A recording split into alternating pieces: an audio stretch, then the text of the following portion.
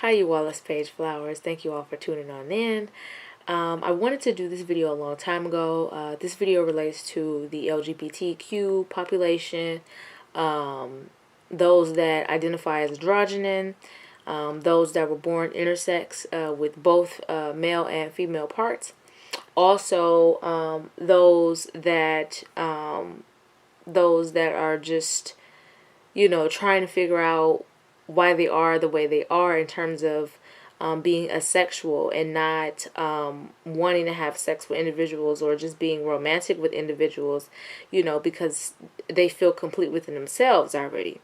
So I wanted to make this video. It's a compilation video of different master teachers, Seven Bomar, The Real Merkaba, and 13 Signs Astrology. Their explanation on same-sex relationships, their research done on homosexuality, the LGBTQ population, the indigo children, the crystal children, and even extraterrestrials as it relates to androgynons and the LGBT population and sex in general, same-sex relationships or situations in general.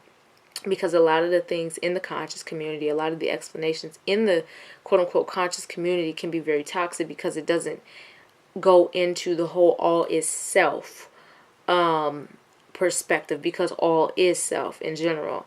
And it doesn't have a wide range of why these individuals are the way that they are and why they are, a lot of them, born that way. And it could, a lot of it could be because of the Kundalini energy already activated. And so a lot of them don't talk about that. And so I feel really glad to be able to put this all in one video so that you all can see it. There should be no reason as to why you don't feel good about yourself, as to why you feel lonely, as to why you feel out of place, because let me tell you, you're not out of place. A lot of the people that explain or just fail to embrace you, they don't know how to, they don't know this information. A lot of them aren't even aware of themselves. And so this information is very important for you to, lock into your consciousness and your subconscious so that you can begin to be liberated. Today is Saturday, Crown Chakra Day. Wearing black and violet, and actually today I have on Prince, which is interesting because we're talking about androgyny, and Prince was very androgynous. And in fact, I'm a Capricorn. Today is Saturday, and Capricorn is ruled by Saturn, and Capricorn is actually an androgynous being. Okay, not all Capricorns are androgynous, but it's an androgynous being. So anyway, I'm gonna go ahead and let all this play out for you all. Watch it all. All the videos are connected in some form, shape, or form. Take some notes. Very interesting stuff. Again, be yourselves, guys. Love yourself. Embrace everybody. All is self. Like, everybody is your reflection. Period, point blank. Okay? So, just look at the content. If you all have any questions, feel free to drop them in the comment section. And, if you all have any insight as well, feel free to drop it as well, okay? Take care, guys. Enjoy the content. Africa, Australia, Spain, New Zealand, places all over the world of cave art. Ancient cave art. We're talking about going back 10,000 BCE, longer than 9,000. Of, depictions of peace, animals. Not one of the depictions that they find in these Paleolithic cave art has any symbology of war at all. No depiction of war or anything that is related to war. Nothing but most of the cave arts is, animals, or they show, figures. And the oldest cave art that you find is nothing but women. Nothing but women. Now, in the 1960s, a man named James Millard found one of the oldest cities ever discovered, called Çatalhöyük in Turkey. Now, what they found in this city was that there was no signs of war. Again, no signs of war. No signs that they had to build any kind of fortress, that they had any kind of walls protecting the city. In fact, the houses that they lived in, as you can see in the depiction, look more like apartments. They lived close together. These people had no kind of social structure. They wasn't ruled by any kings or queens or anything like that. The closest thing to religion or any kind of ruler that we find is this figurine or this statue that they call the Great Mother. This is what they find there. They find this, in a lot of places. But there's no signs that there was any kind of war or anything. Everybody lived peacefully. They grew peas, they grew barley, they grew wheat, they grew almonds, they grew pistachios, and they raised sheep. No signs of warfare. Now we're talking about, this goes back 9,000 BCE, when they said that the world was basically filled of war. It wasn't safe to go anywhere. Everybody was living in fear, and kingdoms was fighting against each other. But here we find one of the oldest civilizations, Caltahuyuk, where the people live in close quarters. It was they think it was a matriarchal society, but from the depictions that they find, everybody lived peacefully. Everything was fine.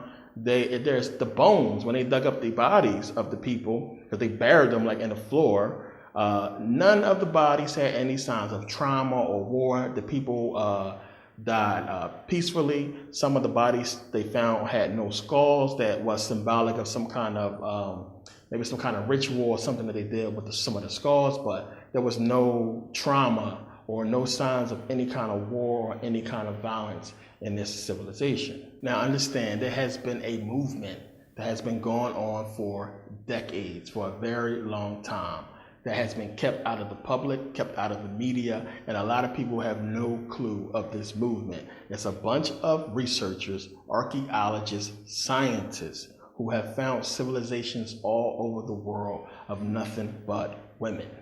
They have dug up figurines inside of these caves and inside of places all over the world where you find these figurines. Look at these, of nothing but women, all kinds of shapes and sizes. Women all over the place. When you go back far, when you start digging deep, you find nothing but women.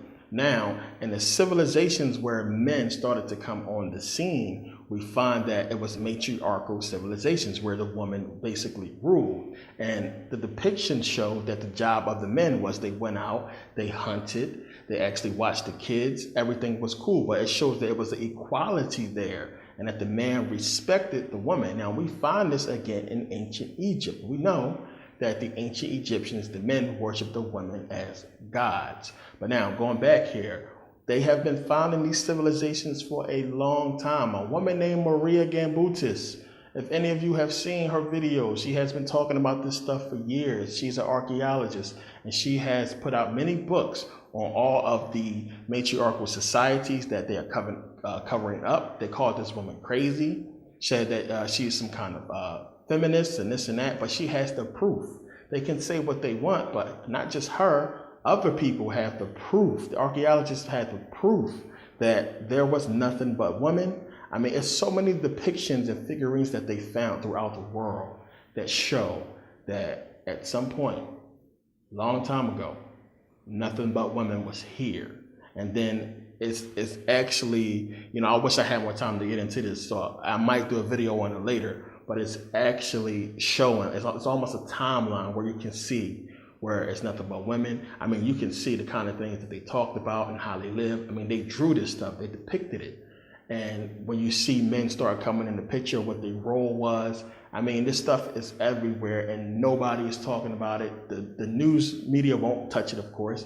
Nobody wants to point this stuff out. But it's important and, where we're headed at, because everything is going to tie in together. So now in Maria Gambutis' books, she talks about all of these civilizations that they have found. Remember, she's an archaeologist. She has a team. They went around, they have dug up and found so many matriarchal civilizations and civilizations of just women.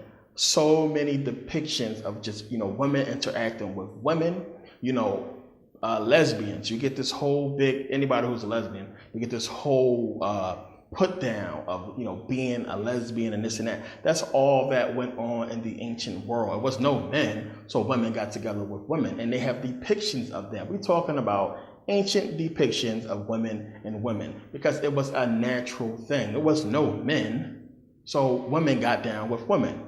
It's ancient, it's old. This is something that was taking place long before modern day society. It is a normal action, as Maria Gamble just points out in her book. Now, the thing is, why this is important, that they found all these matriarchal societies and all these civilizations of nothing but women. This is important because in all of the civilizations of just women, when they started to dig up the graves of the women, they find depictions, or they find that they worship snakes and serpents and birds. Serpents and birds. So here you go, the urea.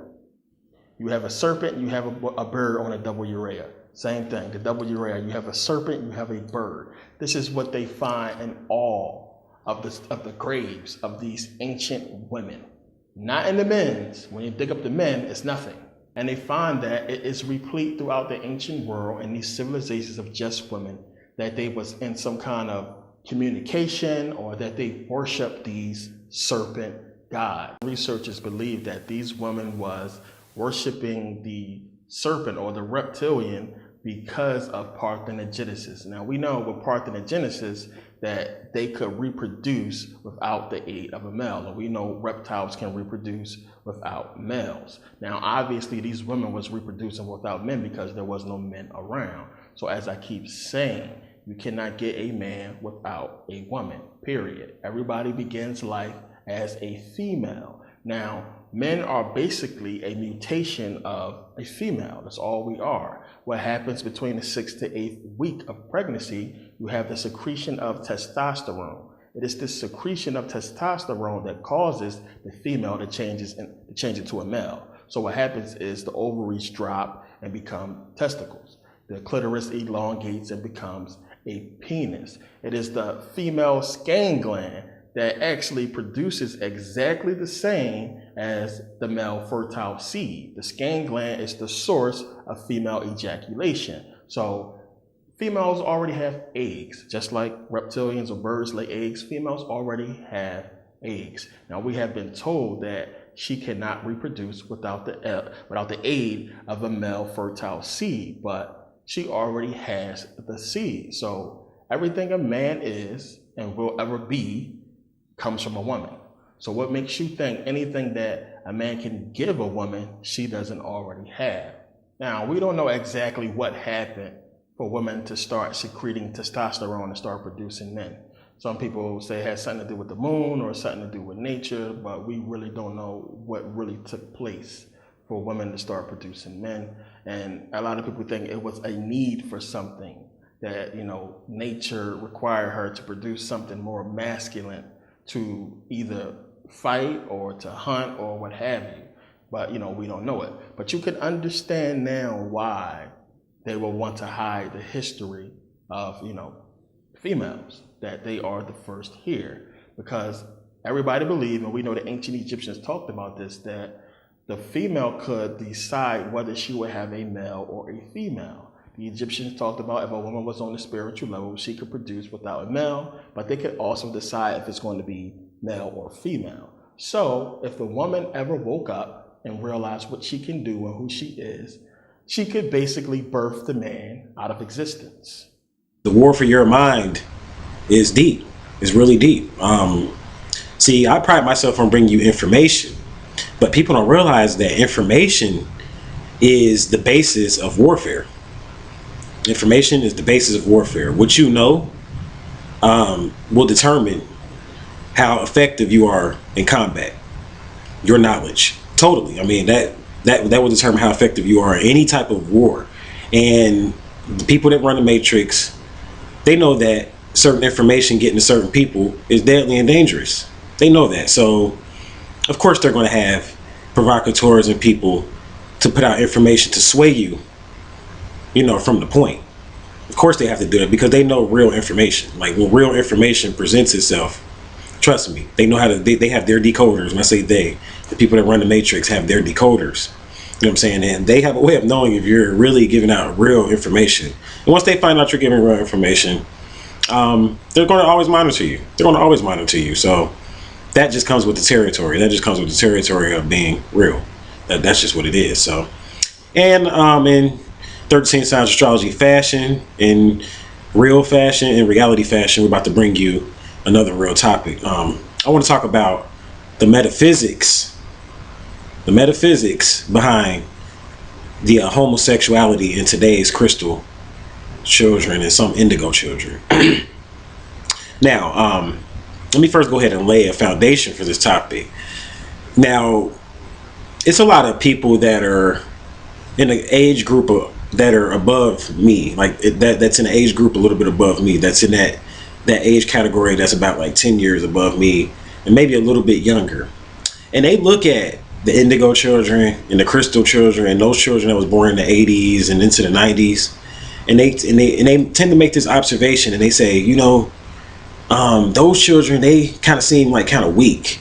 They seem like all of them end up turning out to be gay. Like how come this homosexual gay movement thing is so big? And people like that's a little bit older than me and the older generation, they want to know this stuff. You know what I'm saying? They really want to know this stuff. They're like, what's up with that? Like people ask me these questions all the time or whatever, and I'm like, I might cover it on YouTube, I might not, whatever. But I'm like, yo, I'm going to go ahead and cover the information because, I mean, it's basically what I've researched. I mean, it's what I found to be the truth. I'm not saying that it's the truth, but it's what I found to be the truth. And what I found to be the truth is really interesting when you study the indigos, but especially the crystals, though. Especially the crystals. Like, I'm an indigo child, an early phase indigo child, actually. Came through a little bit early, actually.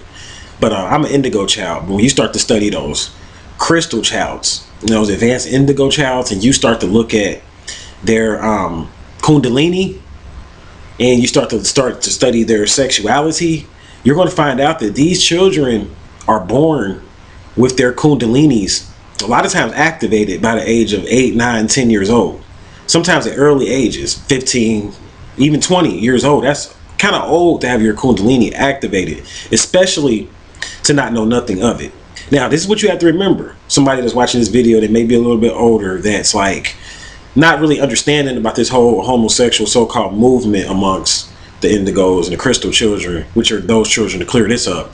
Indigos basically are those children born from like the 80s all the way up to about 92. Those are your indigos. And after that, 93 all the way up to really 2008, 2009, even 2010, those are your crystals. And you got different levels of indigos and different levels of crystals. But those are essentially the years or whatever, so that you can classify crystals and indigos. Now, before I go into everything, I want to go ahead and explain to you how I classify that. Now, the reason why we classify indigos starting in around the 80s, the early 80s, is because of the shift. Now, the planet started to shift actually in the 80s. And people don't realize that. The planet, like when you talk about the shift, exactly what the shift is the planet is, the vibration of the planet is raising itself, or the frequency of the planet is increasing. That's the shift. So what happens is that those creatures and beings on the planet, if they want to stay on the planet and live on the planet, they have to shift and match the frequency of the planet. Now, prior to 1980s, according to my research, what I've been studying, prior to 1980s, I got a book called The Fifth Dimension that was written like in the 80s that talks about the fifth dimension. It talks about the shift. And that's where I'm getting a lot of this information from those people that love sources. So prior to the 1980s, the planet was on what's called it was basically vibrating at 7 megahertz. The planet was vibrating at 7 megahertz. But after like 1980s, scientists started to measure the planet, and what they found out is that the planet started to increase. The tone of the planet started to increase. The octave of the planet started to increase. And when the octave started to increase, this increased the vibration of things on the planet. And it went up. And like around 1985, 86, it went up to about from 7 to about 8 something. And then it went up from that point to like, it just keeps going up. See, now right now we're to a point where it's almost 13. So this just started. What you guys have to realize is before 1980, the planet never, basically since they've been measuring the frequency of the planet, which has been for about 100 years prior to 1980. So since the 1800s, the planet has never shifted as far as tone. It's been the same. But after 1980, what happened was a shift took place. A shift took place. Now, what does this shift have to do with homosexuality, Ram Hotep? I'm getting there. Just be patient with me. So the shift took place, and those particular children that were born after the 1980s and after that point are what you would call indigos and crystals. So like in 1980s, it went from like 1985, 86 all the way up to about 92. The frequency of the planet was 8.6. Then after 1993, it went up to like almost 9. You know what I'm saying? After 1993, and that's when your crystal children came through. So your crystal children came through on that second shift. So the earth has been shifting. Like, that's what I'm saying. People talking about some shift in 2012 and what's going to happen, and I'm freaking out and all of that. Look, people, think, use your brain. The earth has been shifting. You need to do your research. This isn't new. It's just you just not figuring out about it. They're using this 2012 event to educate you about this shift that's really been taking place since the 80s. Been taking place since the 80s, the shift. And these children that were born in it are now, we're adults now. The indigo children are now growing up. Some of us going through our Saturn returns and everything. And what happened was that these children that came through came from a different soul group. Actually, they were a more mature soul group. These indigos and these crystal children that are coming through are more mature than the beings that were on the planet prior to that. So beings that were born prior to 1980s or whatever, and those beings that are indigos, now you got to keep in mind, some indigos did come through in the 50s, 60s, and 70s too now. You had some indigos come through early. But the majority of the majority of the indigos came through in the 80s. And it's a reason for that. That's because of the shift.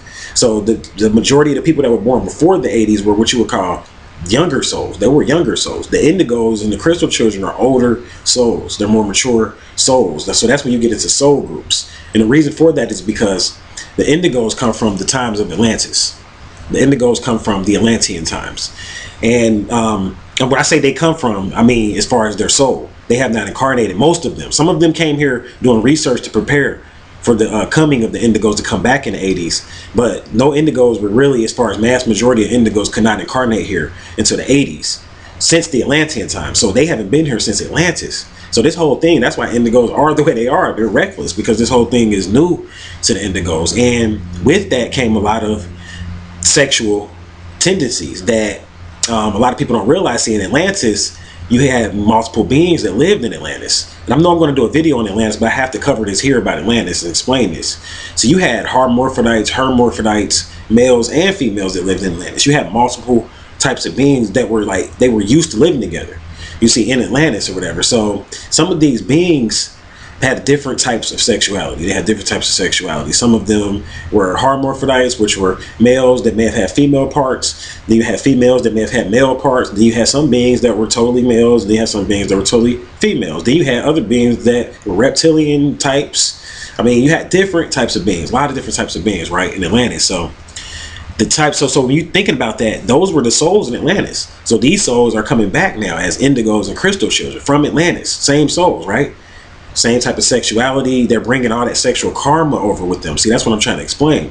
So what's homosexuality and these bohemian types of sexual acts that are going on right now with like girls wearing strap-ons. See, I know what's going on. You're not going to hear about this stuff from no other teachers because they're not going to talk about it. I know about the girls wearing strap-ons and girls kissing girls and the bad bitches and, you know, all of the stuff. Like, I know about the males, the male homosexuality, all of that stuff. I know what's going on, and I get the emails. People email me all the time and say, am I a demon because I'm a homosexual?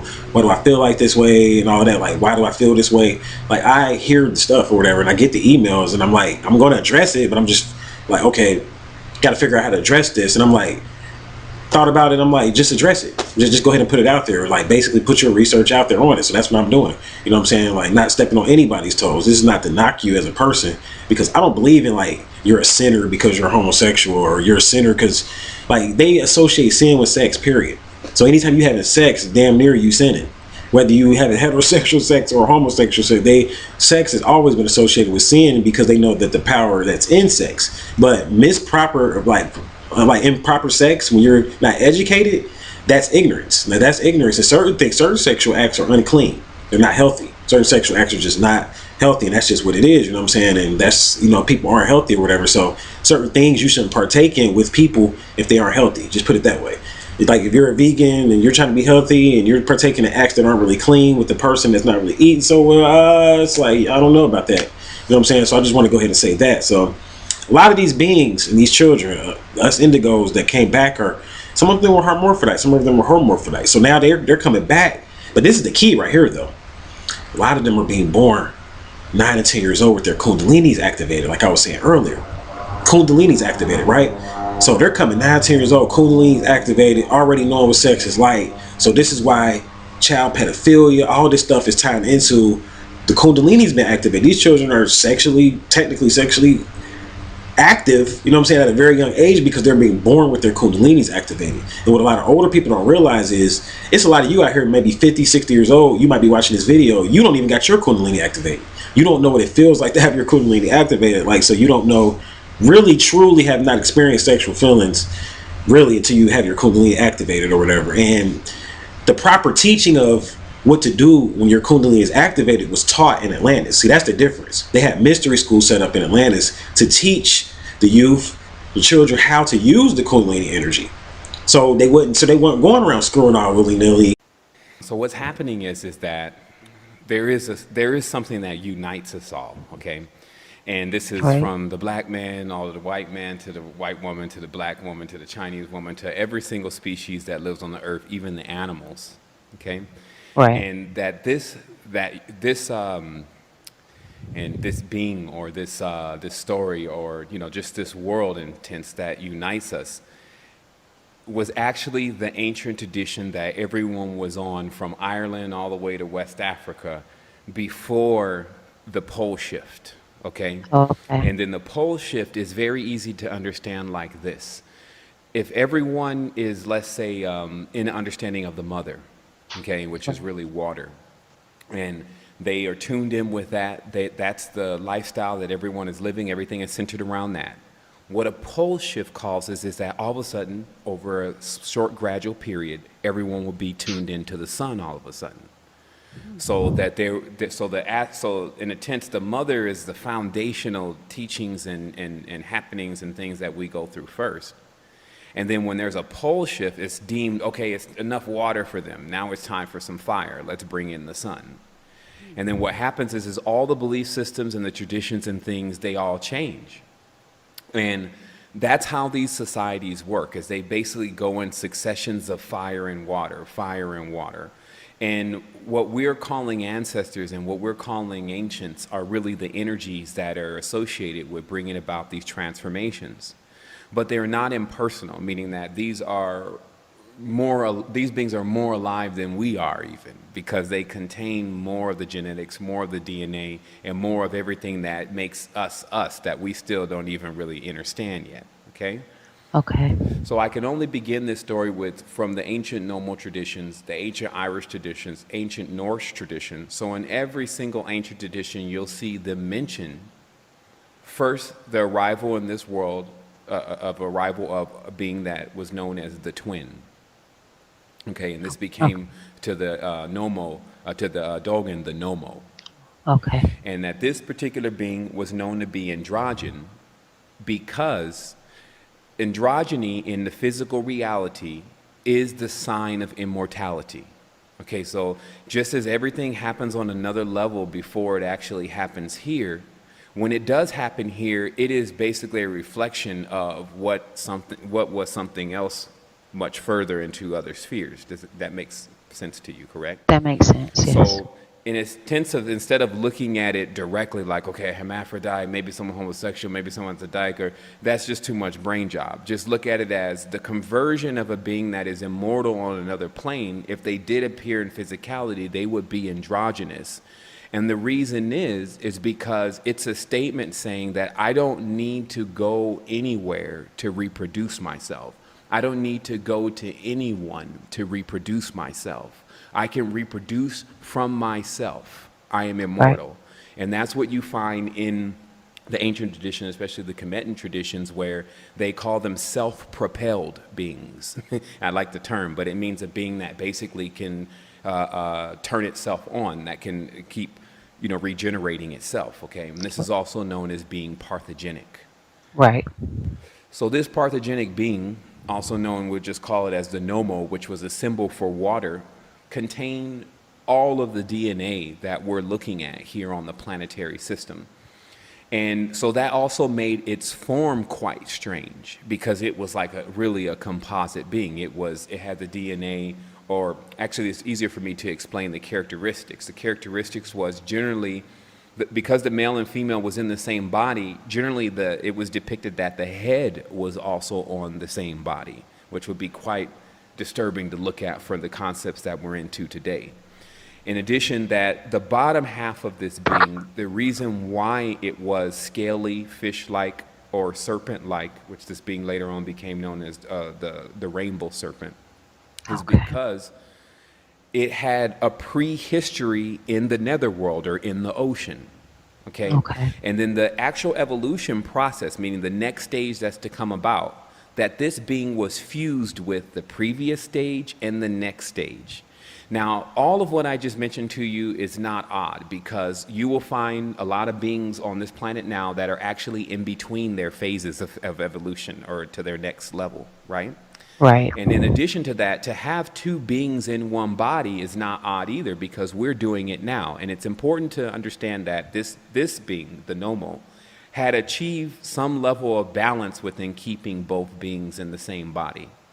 But the being that it actually created did not, however, be able to achieve this balance and was actually primarily female. So first we have the Nomo, and then we have the first generation from the Nomo known as Leb, which is a female lioness. That this female lion, and as far as an archetype is concerned, now this female lioness was androgyne, so could generate from itself, but was primarily female. And that's what the secret of the Sphinx is. That's what they're showing in Avatar in a very slick way. That's what the Rastafari is about. That's also what Britain is about, because at this point, when the ancestors, and they call this the second word, when these beings start being created, there becomes more of them, and this is what we call the ancestors. Like there's basically several of these lioness or wombs, and this became known as the seven sisters of the Pleiades. These lioness also had a cow-like zoomorphication, meaning that they also were symbolized by the cow and the cow goddess. So it looks to me as that when I see all the symbolism, because there was also a frog goddess, that anything that really reproduced, that these beings encompassed it. And what the animals really were are like the interpretation of that on the physical plane. So it's easier to look at the animals for their traits and their characteristics and then gain loads about what's going on with the ancestors, rather than looking at the animal as if it is the ancestor, because that'd be just like looking at yourself and imagining that what you're seeing in the mirror is the overmind and the whole massive state of consciousness, etc. That's not what you're seeing in the mirror. Right. So the next stage that happens here is very interesting, because what you find is that this androgynous being that's primarily female is the mother of all the species that live on the planet. And this being was known to be, because of what happened with us, the only cure for us to get us back to the stage that we should be in. And let me explain that, because this being known as Leb is also Sophia. All these traditions are all the same. And what Sophia did is she created this being, which is given the term the jackal, which becomes the composite even for the new human body. But she creates this being from a word. Okay? And in ancient traditions, what is shown is really a flute. Okay? Unlocking the mystery that what the Kemetans were doing, and what even the Indus Valley, what they knew about the tones and the vibrations, that a tone and a vibration can bring a being into life. Okay? Now, the way that this being is brought to life then is very different than the way that the Nomo bring beings into life. Like when the Nomo brought Leb, the female lioness / goddess, meaning even the Starbucks symbol kind of shows her. She's a mermaid in a sense. When they brought forth that being, it was already coming from beings who already knew how to create. So let's take a pause here and let me explain a little bit to you more about the Nomo. Now, the Nomo, they're responsible for populating the kind of worlds that you're in right now. And how they do that is they have several ships, but they're all moons. Okay? And this becomes very simple. This is why a lot of people were saying, oh, the moon is an artificial satellite, it's hollow, it's not real, whatever. And it's because the knowledge, and obviously they're still clueless to what's going on, but the knowledge shows from the ancient traditions that the Nomos craft, the crafts that they always use, were these moons. And because they were so advanced and their objective, they didn't play around, was to create life, to make, that was very serious to them, to make sure life kept going. So they would ride one of these moons into planets that were ready to be developed. And then that moon being encased with all of the things that are necessary for a planet to begin to its generation process would serve to be the main component to cause generation. Okay? So notice how, so all the DNA, all the encodings, the language, the programming that makes like a snail come out during the day, but not in, or out at night, but not during the day, or at dawn, but not in the middle of the day, so it gets just burned up. The thing that makes a dolphin come out of the water, or a whale come out of the water, take a breath. You know, all the beings that are not functioning on what we have, which is we can control many of our senses. Actually, we can control all of them if you get to that stage. But animals can't. So they're on some, in a sense, overmind is what I call it. The overmind. Now, what the overmind is on this ship, and this gets into Dr. York's teaching. This is a blend of everyone's teaching, because everyone was getting a piece of it, but they didn't understand completely what the transcription was. It took the Dogon master 30 years to figure out his own custom. So imagine somebody else trying to come in and try to figure this whole thing out.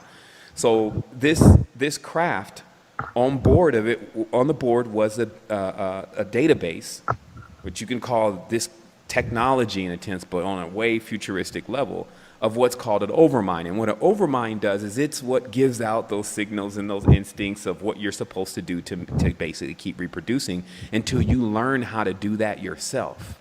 Okay? And so this is why when this particular craft fell into the hands of what we're perceiving as the darker forces, they had control over the planet because they had control over a craft that has an overmind on it.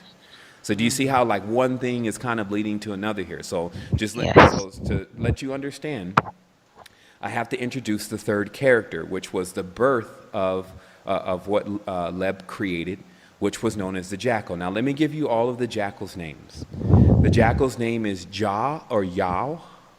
The jackal is a lion and a snake, because his mother is a lion and a snake. Okay, so remember, she's a lioness and she has a fish body. So what is her son gonna have? He's gonna have the same characteristics, but so when you see the cognate of what they call Yaldabaoth, which is Sophia's son, he's a lion snake. Now, his confusion is one. First, he was created, or it was created. Now, just to understand, so you understand its sexual gender, it is also hermaphroditic. It also has both, it can generate male and female, but it is primarily male. Okay. You see, so this is very important for you to understand in all your research and your studies and your introspections, because you are also male and female, but primarily female. So this is not odd for beings to kind of be more polarized towards one area, but still contain both poles. Greetings of peace and love. My name is Ram Hotep. I'm broadcasting on behalf of the number 13, SignsAstrology.com. I thank you for listening. I thank you for watching. On this episode, I definitely have a special treat for you guys. By popular request, I've been doing a lot of consultations with a certain group of women, and these group of women, especially since we've transitioned into the sign and the constellation of Libra, which actually started on October the 31st during the Halloween season. And since that date, a lot of women have been coming through getting consultations, and I've been reading their natal charts. And these women come from a very special region in the solar system. And in this region, they partake in what we would call same-sex love or same-sex marriage even. And that's what I'm going to talk about today. Now, the first thing you want to do to understand this concept, and the first thing that I need to explain in order for you guys to understand this concept, is I need to talk about Pleiades, the star constellation of Pleiades. Why, you ask? Well, it's because this group of women, this very special group of women, come from this particular star constellation. This is where they originate from. If you go and research and get on the internet, or, you know, if you're into science and things of that nature, you can actually discover, and you'll find out that in Pleiades, they have Earth type of planets there. Now, scientists of this world are just now finding this out. However, this is something that the ancient Atlanteans, going into the Egyptians, and even the Lemurians knew a lot about. And they have planets also that are similar to Venus. And Venus, if you know anything about Venus and the beings on Venus, this is supposed to be called the planet of love, of divine, genuine love. This is where the region of the universe where love comes from. So anytime you have a Venus type of planet, you're dealing with the highest. The beings that come from that planet are a part of the highest aspect of the feminine principle. And the highest aspect of the feminine principle is love. So this group of women originated in this star constellation, and they started incarnating here on this planet during the times of Lemuria. And I talked a little bit about this in my video I did on Lemuria. And Lemuria was a feminine-based society where women made all of the decisions. Women were the scientists. Women were the artists. Women were responsible for progress and furthering creation. Now, when you think about the concept of relationships, because it's going to get a little bit interesting as I go into the video, the concept of relationships, the reason why we have them here in this world and the reason why we even need them is because this is how we progress. You progress and you graduate here in the matrix and here on this planet based upon your ability to relate to other people. And relationships are ruled by Libra. So in order for you to be a good, I guess you could say a good person, and in order for you to live to your fullest potential is basically predicated upon your ability to relate and to correspond with different types of people. So the highest aspect of this coming from this planet, because we call this planet Mother Earth, the highest aspect of this was actually created by women. And Thoth is another part of this video that I have to cover, because you have to understand Thoth as a man, because it's going to be males watching this video. And if you want to understand what I'm going to say about this and why I do agree with these women, you know, partaking in same-sex relationships, because you have a lot of males that don't agree with this. And you do have a lot of females too, a lot of old school females that do not agree with women partaking in same-sex relationships. And this is because these women are not, their souls are not, and these males, their souls are not as old, and they don't go back to the times of this particular era that I'm speaking of. This was a different time on this planet. It's very new on this planet where males and females interact and have relationships like an Adam and Eve type of relationship. This type of culture, because that's actually what it is, is very new. And it's dominating now, but it's actually dying, as you can see. And then there's a war going on between these type of beings and then other beings that may be a little bit younger. So the beings that are more younger, they're more so into heterosexual relationships, is what you would call it, things of that nature. And there's nothing wrong with that. Here on this channel, I come from the energy of Thoth. And Thoth was an arbiter. And Thoth basically negotiates and tries to bring peace between groups of people that may be at war. So Thoth was always like a middleman. He always walked the middle path. And the only way that we're going to advance and make it into the deeper aspects of the shift is if we accept these group of, especially women. I'll talk about the male aspect more so in another video, because I want to channel it under a different energy. But the only way that we're going to accept, I guess, and the only way we're going to advance into the feminine principle is we're going to have to learn how to accept different types of beings. That's the basis of what I cover here on this channel.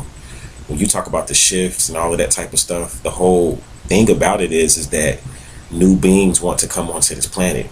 And some of these beings, there's a lot of different type of beings out there.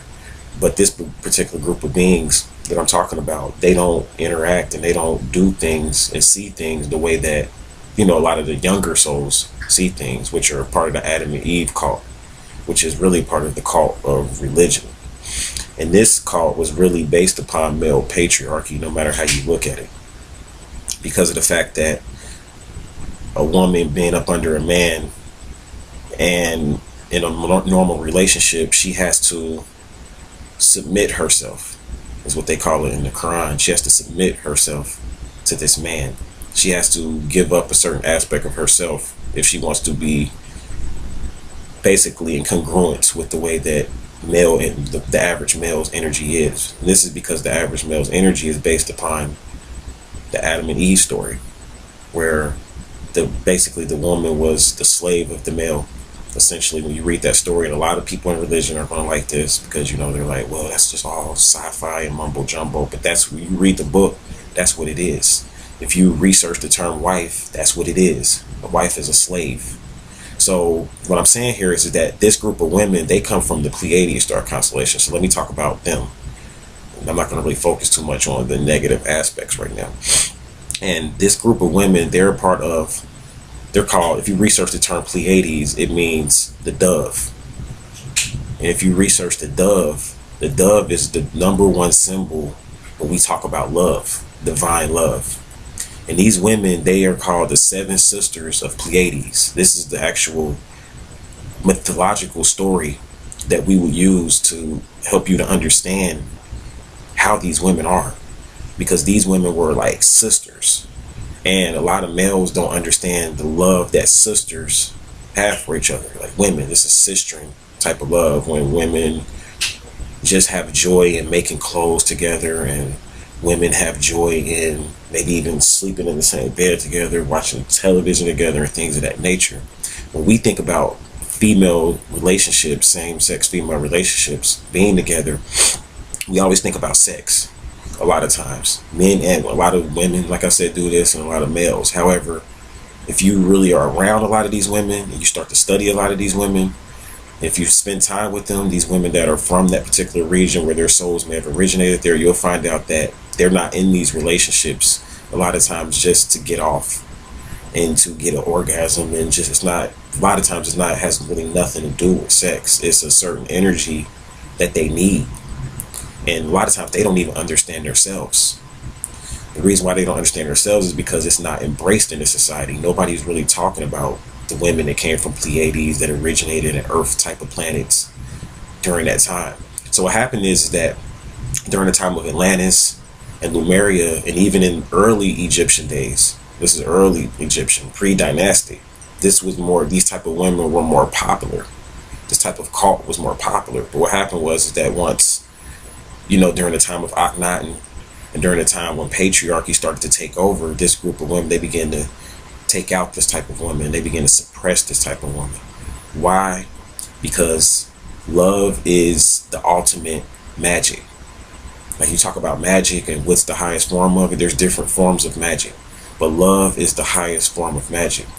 And in order for male patriarchy, in order for the magic of male patriarchy to work, they had to suppress this type of divine love. So what happened was that these women stopped incarnating as much on this planet once male patriarchy took over. So we lost the knowledge of this type of women. And during the time, I say around 1980, or really after 1972, which is when the star seeds first started coming in, this is when these type of women begin to come back to the planet. And this is why a lot of women that are born pre-1972, and even some born after that, don't really have a really good understanding of this. They think this is totally like you're infidel if you believe in this type of thing. And that's okay if that's what those type of women believe, because there are certain type of beings. Those women that believe in heterosexual relationships, they are a certain type of a being as well. We have to accept them as well. We can't knock them as well, because I'll do another video on that as well. Like, that's a certain type of a woman that does see the strength in a man, and that does want to be up under the authority of a male. There is a certain type of woman like that. They call it the old school women nowadays, because a lot of these younger women, I do consultations with them all day, and most of them, they have this in their natal charts. A lot of them are curious about it. Some of them are virgins when it comes to even dealing with males. Some of them never even really had a relationship with a male. They say when they were born, they never really had an inclination, naturally though, through their nature, to really be with a male and be up under the authority of a male. Some of them may have experienced being with a male sexually a few times or whatever, but they're most comfortable when they're up under the rulership, or not really the rulership, but when they're in a relationship with a woman. This is how they're most comfortable. Now, it's a flip side to that. I'm going to talk about the flip side of it, because when you get into the sexual aspect, that's when it gets tricky, because that's when the control factors can come in at. Even when you're dealing with women that are in the same-sex relationships amongst women. There's a flip side to that, and as thought, I have to talk about the opposite side. I have to talk about both sides. So the opposite side to that is that when you get into bed, no matter how you look at it, and this is even with males and females, and even when two males get into bed and do whatever they do, the thing is that there's always the alpha, and then there's always the beta. There's always the dominant, and then there's always the one that is in submission to the dominant. And that's what a lot of people don't really want to address on that aspect. A lot of women, even, they get into these relationships with these women. A lot of these women are more so trying to be like men. Why? Because they may have been hurt by their father. They may have never really had a male in their life, or they may resent males. So then they go and they prey on females the same way males do. And they get into these relationships with women just to break their self-esteem, just to control this woman, because they may want to get some money out of this woman because she has a good job, or they want to get something out of this woman. So they'll bring that male patriarchal mentality into a relationship.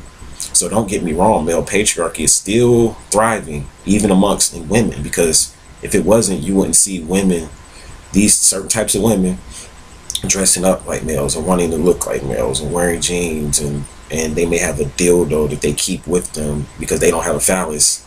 So they keep a dildo with them like at all times because they want to feel like a man. This is how men are. They have a penis with them at all times. So why not keep my dildo with me or whatever? So I know what goes on. I've spoke to women on a lot of different levels on this level. And these type of women, they have a cycle. They still have a cycle. So even though you're dressing up like a male, you still bleed like a woman. So why are you trying to portray yourself and act like a male? So don't get me wrong. Ram Hotep is not, I'm not necessarily for the primitive aspects of same-sex relationships. I can't endorse that, but I do understand the nature of what's going on. I have to address the nature of what's going on here in this video. So a lot of these women are coming back now on this planet, and a lot of them are confused because they're coming back and they don't know themselves, and this is new to them. This whole plan and the way of working is new to them. So they may take on, and they may think, well, if I like women or whatever, some of them will be like what we call in the streets like a butch. This is what I call it. Up north, so I'm from Ohio, we used to call it butches. And some of them, they want to be like a butch, which is like a female that wants to act like a male. You know what I'm saying? You have that aspect. And then you have some of them, though, that are like feminine. You would look at them like, wow, she's beautiful. And lo and behold, you don't know this, but she doesn't have any type of interest in being really with a male.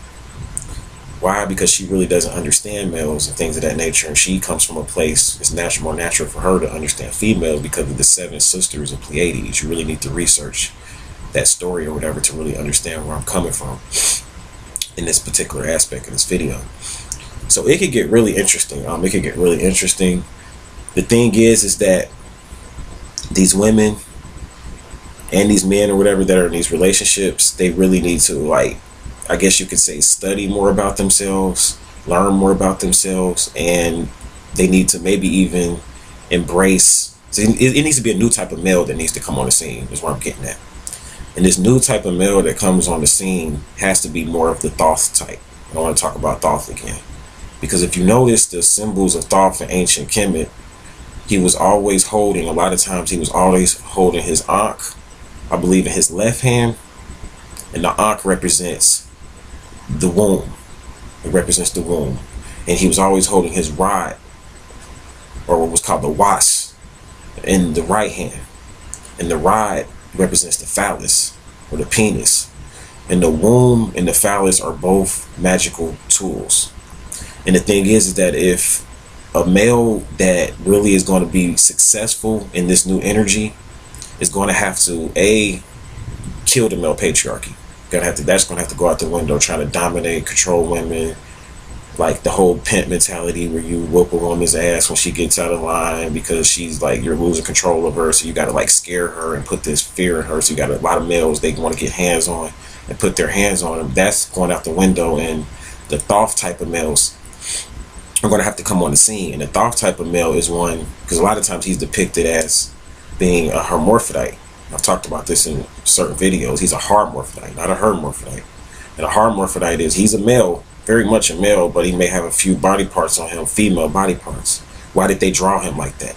The Egyptians drew him like this. It's not Ramhotep didn't draw him like that.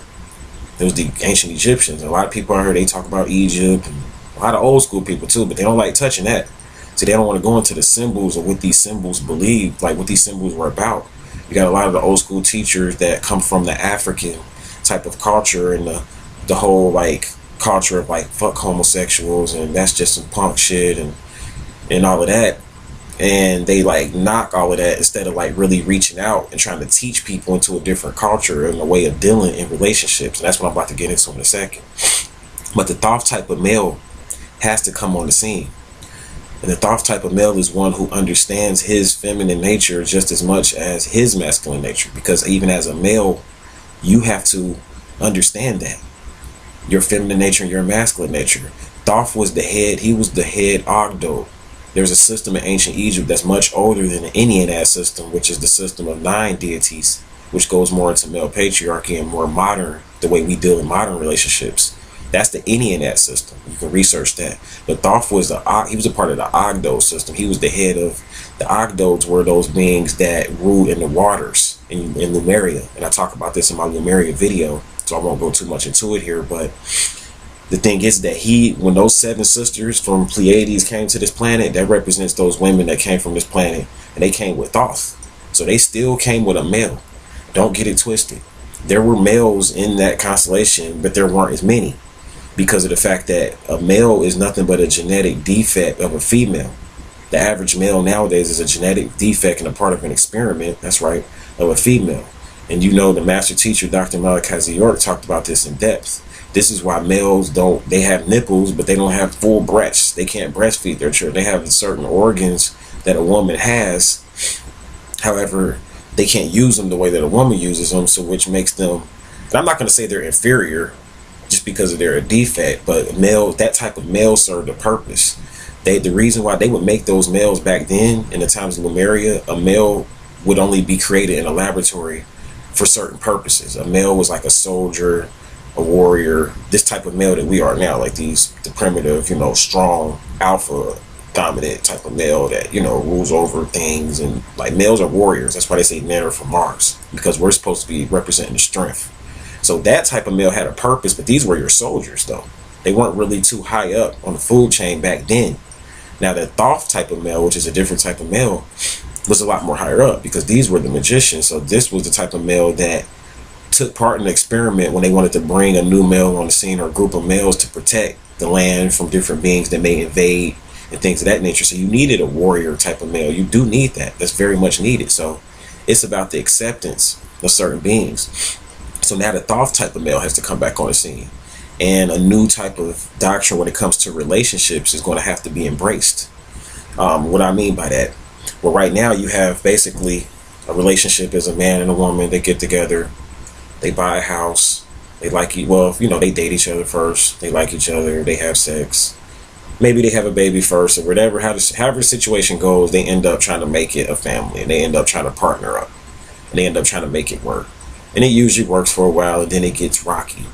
A lot of times the male doesn't like the female's homegirls. They say she spends too much time with her homegirls. Her homegirls turning her against me, man. Like, I don't trust him.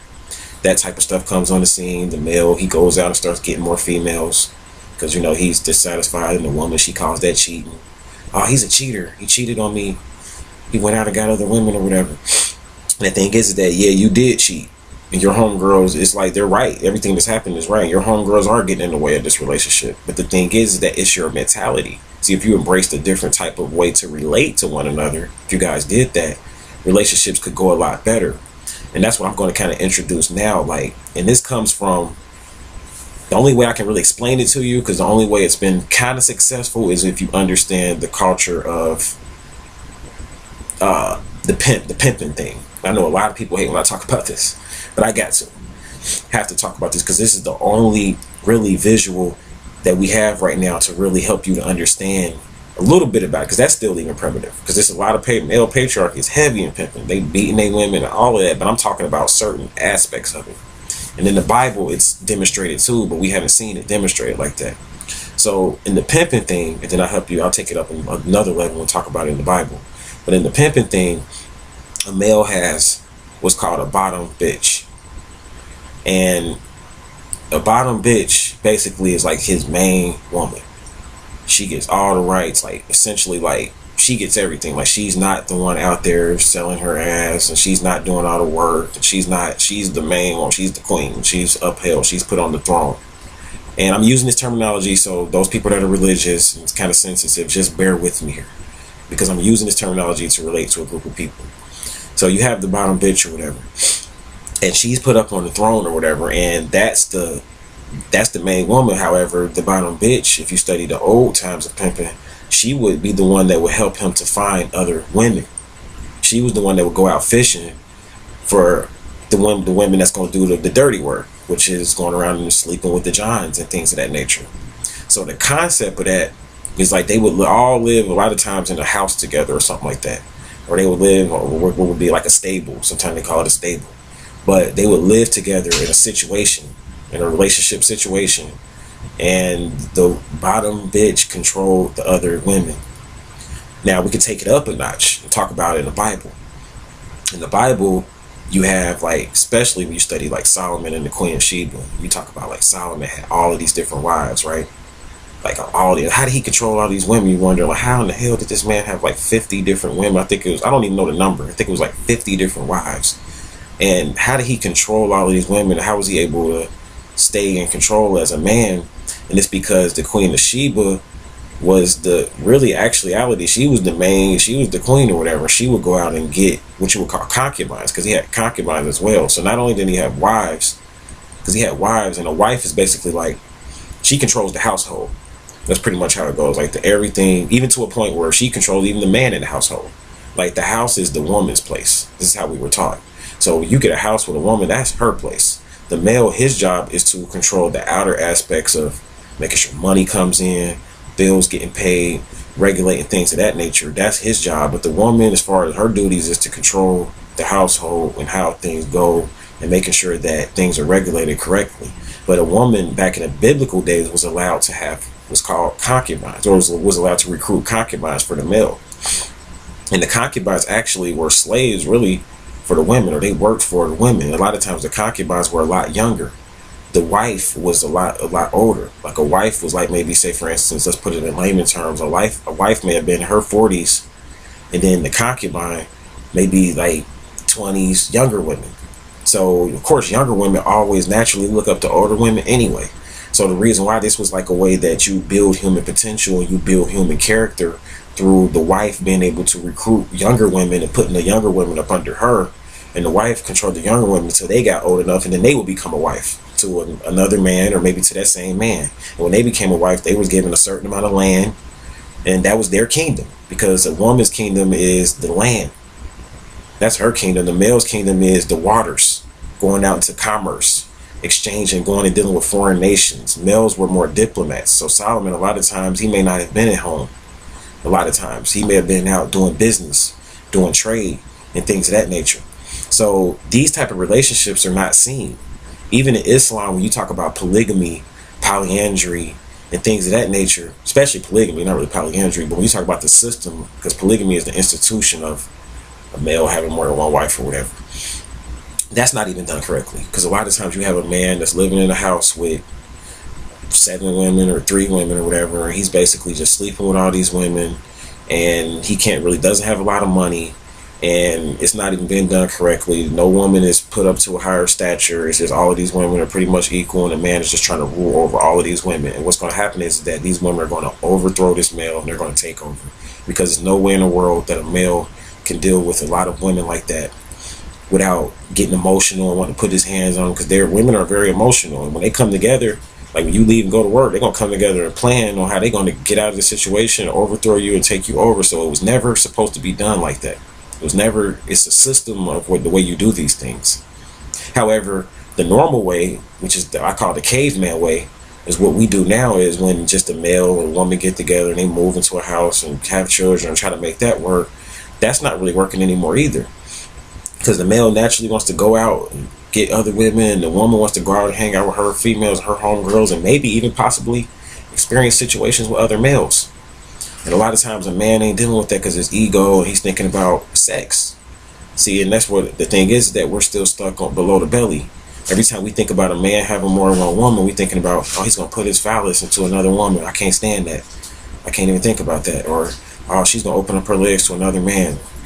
And until you get over that and master those emotions of sex in general, because a lot of times to do this, you may not really be having a lot of sex still. Just because you have more than one woman doesn't mean you need to be having a lot of sex with them. What if you lived in a household where it was your mother, your aunt, your sister, and your wife? You're not having sex with all them. You better not be. However, you still got to be in that situation because of the fact that you may have to live like that for economic purposes. And living like that may help you to build a bigger economic kingdom living like that. So what I'm here to teach, and what I'm really, my final words on this topic will just be that those type of women have a place in the society. They like to be with women or whatever and things of that nature. They have a place in the society, but it's not until we really start to relate to one another differently, it's going to just still remain primitive, and it's just going to be like two women getting together trying to do what a male and a female, when they get together, do. And it's going to be like that. And those women, that you guys that are like that, the 7 daughters of Pleiades is what I call you. You women that are like that are much more. Like, it's much more than just you getting with a woman and just being with her. You're supposed to be a part of a team or a group to build up a kingdom, an economic kingdom.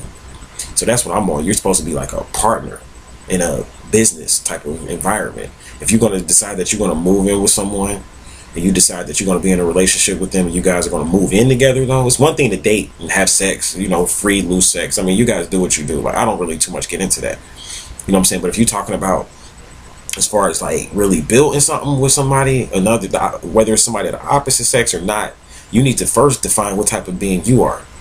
And then after you do that, you need to, when you partner up with that other person, you need to form some type of agreement, contract even, to let them, the other party, know, like, yo, I'm this type of being, and at some point, like, say for instance, you're a male, and at some point you're going to want to get you may want her to have some concubines, or you may even want to get you another quote unquote wife. I use that term very loosely, or main partner, let's just call it that.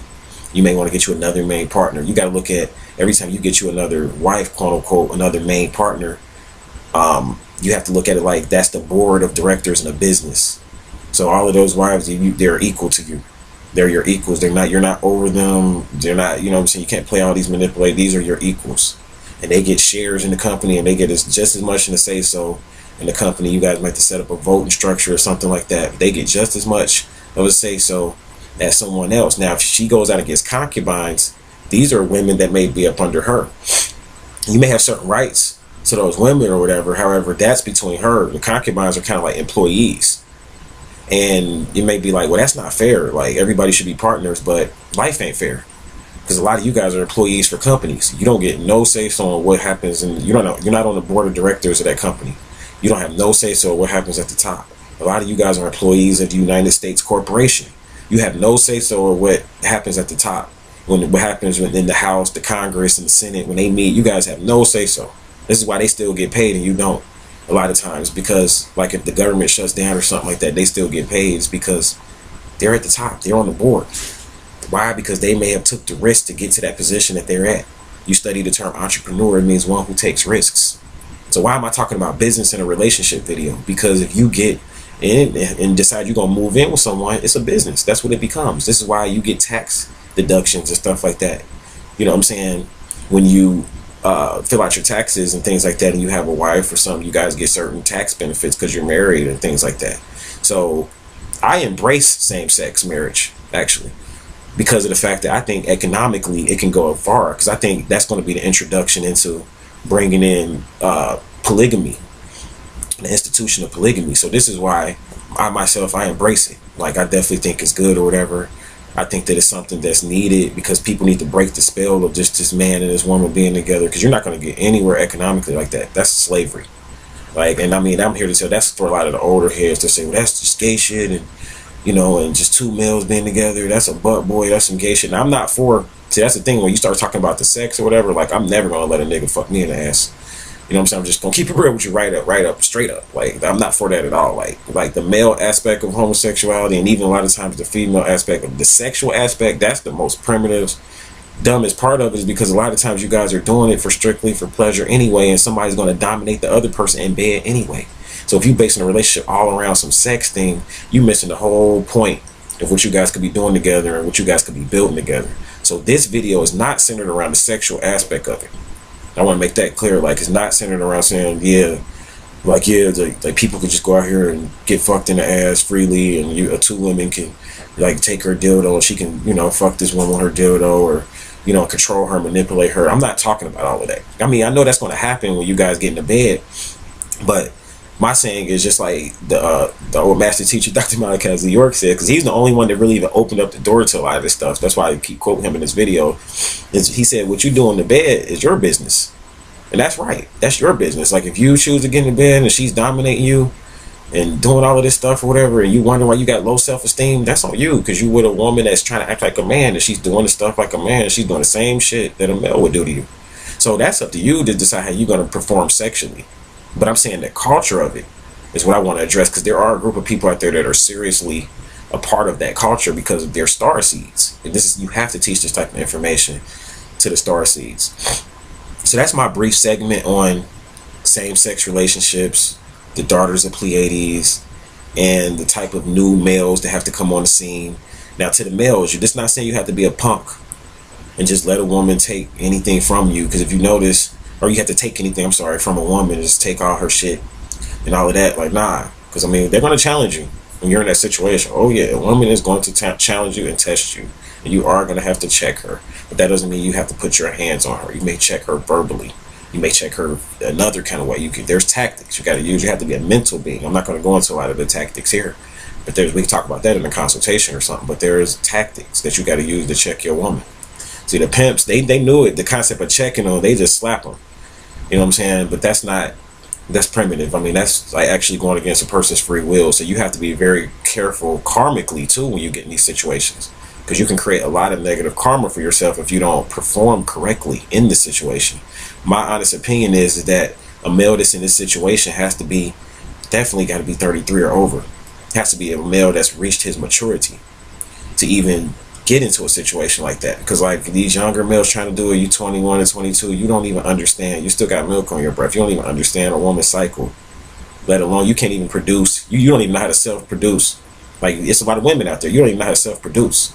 You got to remember, these women, I didn't even cover this part, but these women were called the daughters of Pleiades because they self-produced. They partook in self-fertilization, meaning that they didn't need a man to get pregnant. They were that in tune. They didn't even have cycles. They mastered even having, they didn't bleed, a lot of them, when they were able to have children, because they were scientists. See, Thoth, he represents art, science, magic, and judgment. Very important. These are all Libran traits, actually. So Thoth was an artist, very creative. He was a writer, very creative. He was a magician. He was an alchemist, but he was also a judge. He was really good. He had a good sense of judgment. And these younger males, you guys aren't good judges yet, because you guys don't know enough about life. You can't be a good judge unless you know a lot about life. You really may need to be older than 33 years old. They say, some people say 42. You couldn't get into the priesthood until you were 42 years old, according to the mystery system. The reason why is because you haven't experienced a lot of things yet. When you get 40, you get a certain maturity and a certain experience about yourself. So I'm introducing it because I think that it's good. I'm all about building human culture and building human nature and developing human nature, and I think it's a good practice. I myself, like I said on Facebook, I was talking to a couple the other day, and like, I haven't found the Empress for me yet. However, I know that the Empress for me is going to definitely have to be someone that's open to this. So I probably will end up being one of the daughters of Pleiades, because I mean, the old school way doesn't work. We know that doesn't work. Look at this world.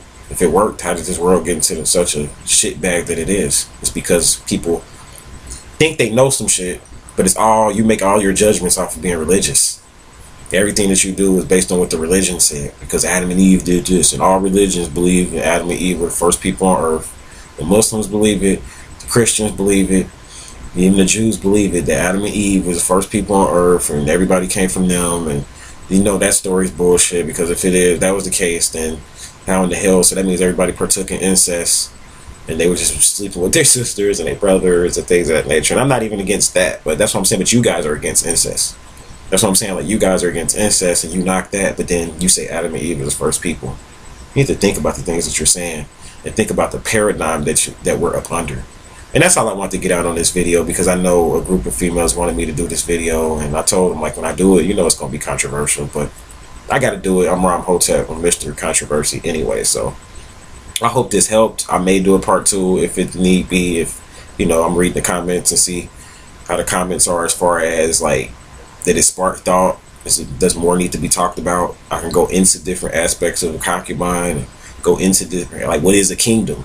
You talk about people talking about their kings, queens, and all of that. Like, what is that? What is a queendom? So I can go a little bit deeper, you know, if need be, but I'll go ahead and stop for now. Thank you guys for listening. I thank you guys for watching. And until we meet again, I'm going to leave you in Namaste.